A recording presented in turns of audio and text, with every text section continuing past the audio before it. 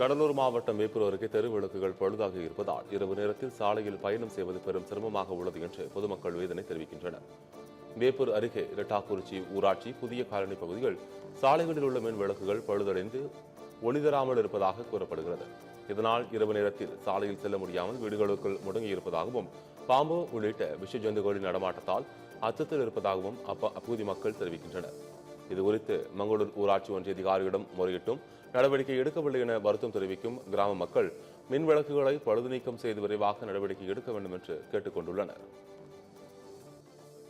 புதுக்காலில் 9 தெரு இருக்குது. 9 தெருவில் லைட் எரியல, ஒன்றுமே எரியல. சின்ன பிள்ளைங்க வந்து விளையாண்டா கூட ஒரு பாம்பு பூச்சி கடிச்சா கூட என்ன கடிச்சதுன்னு கூட தெரிய மாட்டேங்குது. அவ்வளோ வரைக்கும் நாங்கள் வந்து கற்கல்ல வாயிறோம்.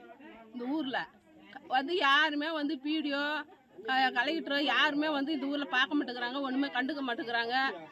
அமைச்சர் வந்தாங்க 3 மாதத்துக்கு முன்னே. அவங்க என்ன வந்தாங்க, வந்து எல்லாம் லைட்டெல்லாம் ஏறிங்க தண்ணி வரும் எல்லாம் கோரிக்கையும் சொன்னாங்க. ஒன்று கூட இங்கே வந்து நடக்கவே இல்லைங்க.